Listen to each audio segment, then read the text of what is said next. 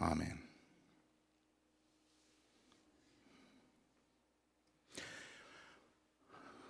I'm feeling a little scattered today. I don't know if you can tell.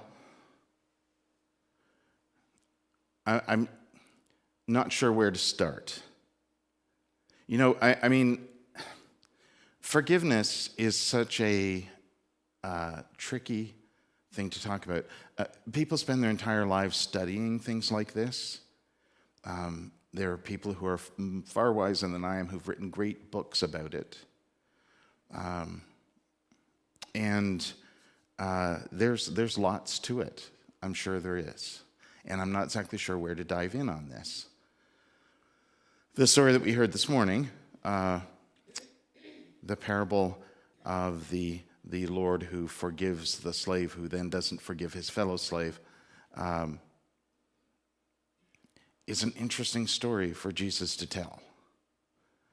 It's a very difficult story for us to get a handle on because it raises a pile of questions, especially since the story follows Jesus basically saying, you need to forgive always, as many times as it takes. 77, 7 times 7, whichever translation you see.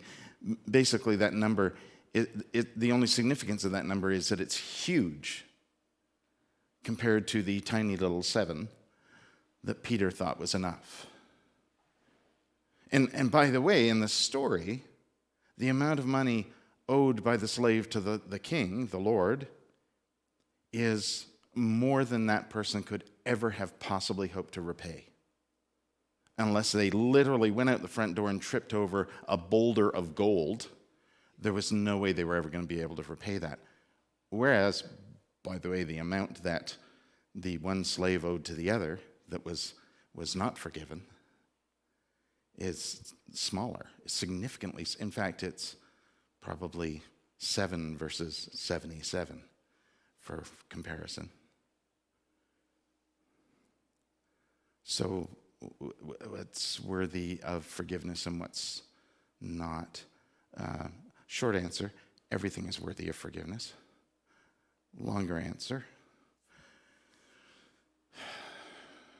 where to start? Let's start at the beginning. Let's start at the very beginning. We tell a story as our understanding of creation, which talks about things being created and being good and being good and being good.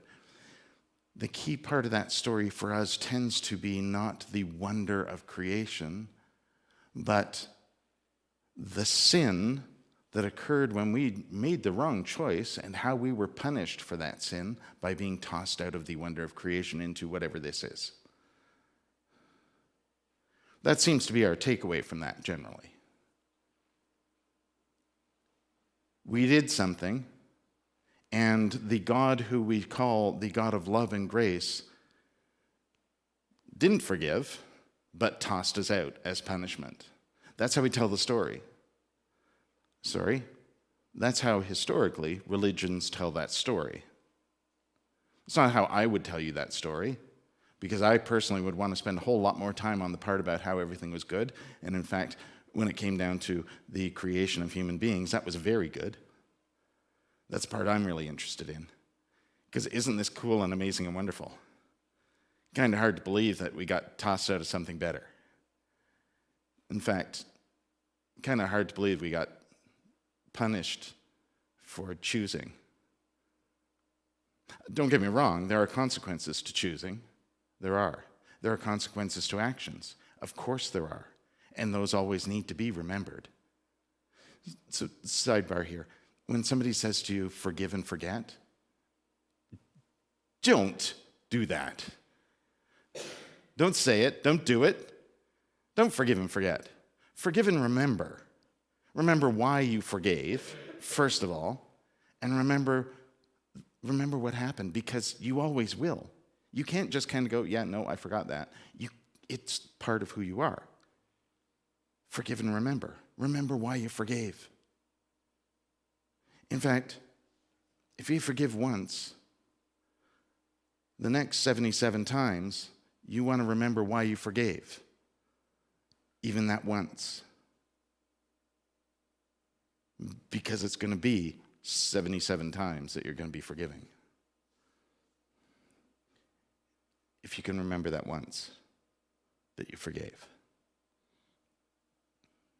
See, we tell stories, like right from the very beginning. Our stories are all around how not only do choices have consequences, when people get hurt, retribution is required. Our whole system of how we live in society, laws and governance and things, is based on punishment for crime. Our sense of justice is retribution. How will we adequately punish that person?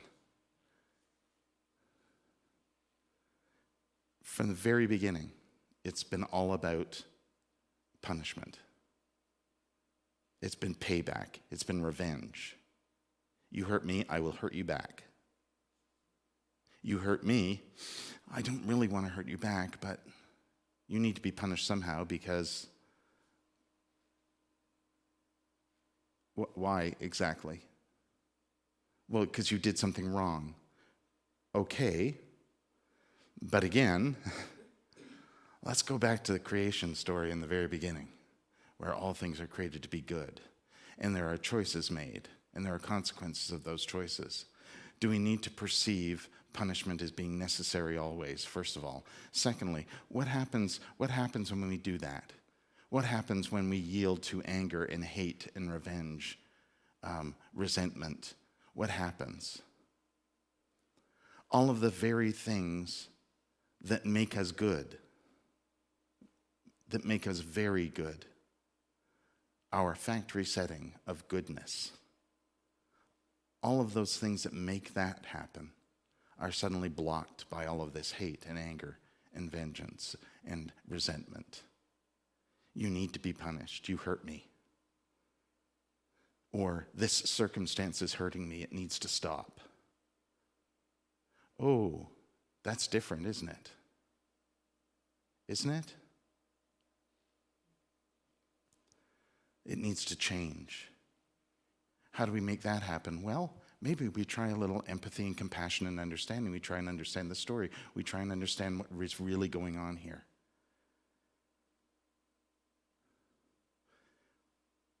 That's getting back to our factory setting.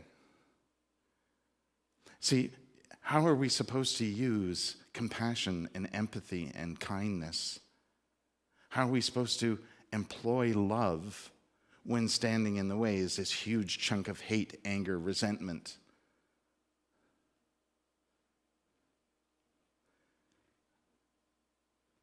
What's between those two things is brokenness and hurt, grief.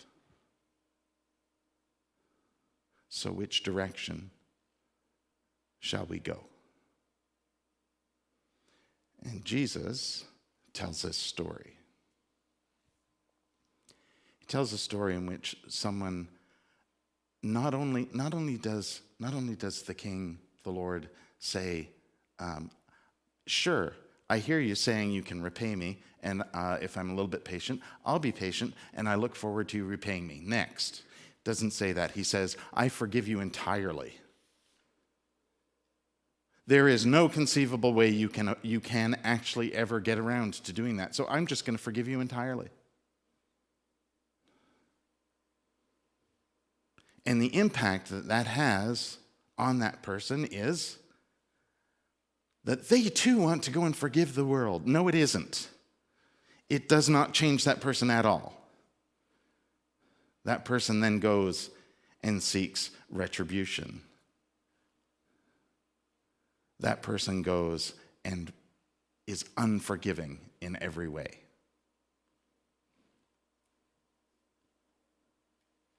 Well, then what was the good of the Lord forgiving him in the first place? Well, see, it's not about the person on the receiving end. It's about you being the person forgiving. It's about how it changes you. When you are able to forgive, you are able to employ all of those things that are our factory setting, all of our good, compassion, empathy, grace, understanding. When you can employ those things, you can have a sheep. Yeah, you can have a sheep. When it turns to frustration, anger, hurt, all we can seek is retribution. All we can look for is punishment. And what does that do? All that does is build the wall around your ability to be good stronger. When we are able to live into that love that Jesus teaches, it changes us. The impact it has on the world, well, that may be by example. It might be by experience. It might be how that love gets shared into the world. But you can't make other people change, can you? You can only show them you. You can only be authentic about the love and goodness and grace that's in you. You can't make them use theirs.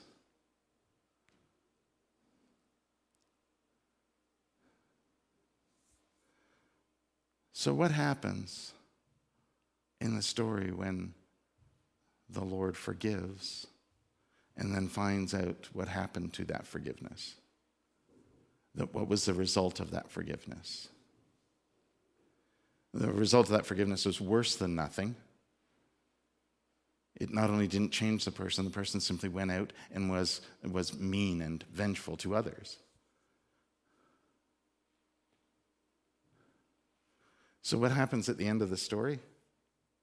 And this is the moment where I go, do you think Jesus really told the story this way? Do you think this is where Jesus went with that story? If you don't forgive, you'll be punished too. Do you think that's where Jesus actually went with that story?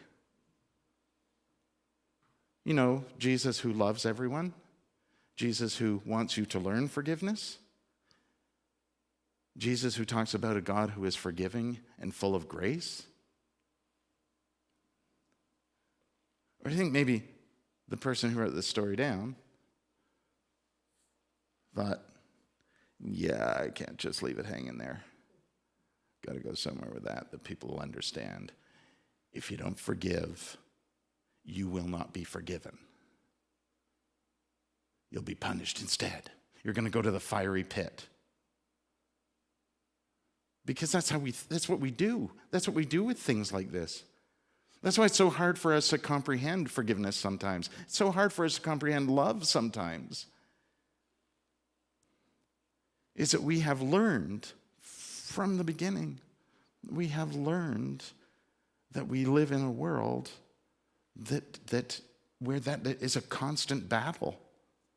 It's literally a battle to show love and grace and compassion. We live in a world where there's deals made, right? It's not really a true relationship because what happens is I put in something hoping I'm going to get something out, right? I'll be nice to you because I think you're going to be nice. Then you'll be nice to me, right? And if you're not, I'll stop being nice to you. And then along comes this guy, Jesus, who says, no, you actually need to be nicer to them. You need to love them more if they don't love you. You need to love your enemies. What? That's ridiculous, because I don't get anything out of that. I feel, better about myself, and I feel better about life, and okay, I see your point. But that's not how the world works. That's why it's so hard. It's so difficult. And I refuse to believe that Jesus would be telling stories about forgiveness and grace and love and then wind it all up by saying, you better forgive or you'll be punished. It's like saying, you better love your neighbor or you won't be loved. Here's another thing we've learned from the very beginning. How hard it is to love ourselves. How hard it is to forgive ourselves. And then along comes this guy, Jesus, who says stuff like, love God, love your neighbor as you love yourself. Oh, well, thanks for the out, Jesus, because I don't love myself, so I don't have to love my neighbors, clearly. That's not how it works. That's how we might try and rationalize that. But it's not how it works. That's the point of Jesus. Is that Jesus means to show us this isn't how it works, folks. The wonder of creation from the very beginning is that all things that are created good. And the relationships we have with these things that are created good are good.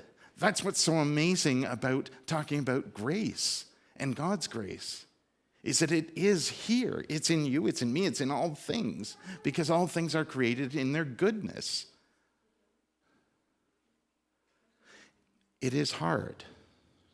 And again, Jesus isn't demanding you be perfect at it. Jesus is simply trying to show us how we can make it better, how we can make it be what it is meant to be.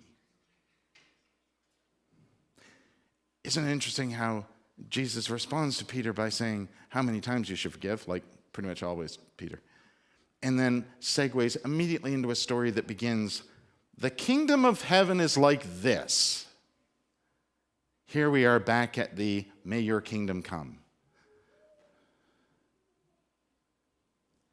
Heaven is here. Living as Jesus teaches us, as Jesus shows us how Jesus lives into us and into our lives, is how we're meant to live with each other and live into the world. Relationships aren't about making deals and trade-offs. They're about offering the gift of forgiveness, the gift of love.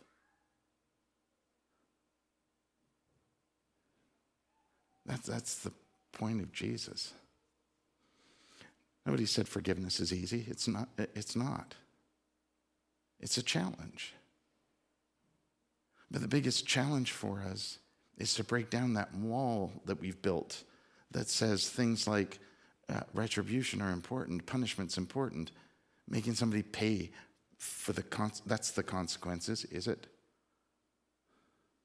Is it? Is that what justice is really all about? If we can break down that wall and instead kind of turn back to that goodness. Oh, isn't that what the word repentance is all about anyway? To turn from wickedness and turn to God. And what is God?